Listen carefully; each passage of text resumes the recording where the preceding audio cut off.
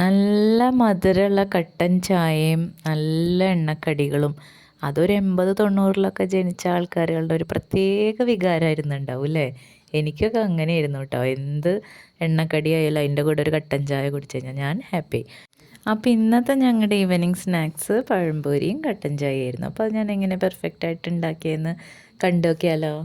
അപ്പോൾ അതിനായിട്ട് ഇതേ കുറച്ച് മൈദ എടുത്തു. പിന്നെ അതിലേക്ക് നമ്മുടെ നാച്ചുറൽ ഫുഡ് കളറായിട്ടുള്ള മഞ്ഞൾപ്പൊടി അങ്ങോട്ട് ആഡ് ചെയ്തു. പിന്നെ പഞ്ചസാര ആവശ്യത്തിലധികം എടുത്തു. പിന്നെ ഒരു പിഞ്ച് ഉപ്പിട്ടു. അതെ, അപ്പോൾ ഇത് ഈ കൺസിസ്റ്റൻസി അല്ല കേട്ടോ. അപ്പോൾ കുറച്ചും കൂടി അങ്ങ് മാവിട്ട് കലക്കി, എന്നാലാണ് ആ പഴത്തിൽ നന്നായി പിടിച്ചിരിക്കുള്ളൂ. അത് കഴിയുമ്പോൾ നമുക്ക് പഴം എടുത്ത് തൊലി കളഞ്ഞ് അരിഞ്ഞെടുക്കാം. അപ്പോൾ നീളത്തിൽ അരിയാനായിട്ട് എൻ്റെ ചട്ടി ചെറുതാണ്, അതുകൊണ്ട് തന്നെ ഞാൻ വട്ടത്തിലാക്കിയിട്ട് പിന്നെ നീളത്തിലാക്കിയിട്ടാ.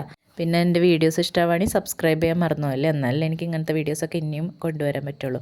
അപ്പോൾ അതേ കണ്ടോ, മാവിൽ നല്ലോണം മുക്കി കഴിഞ്ഞപ്പോൾ നല്ലോണം കോട്ടായിട്ട് ഇരിപ്പുണ്ട്.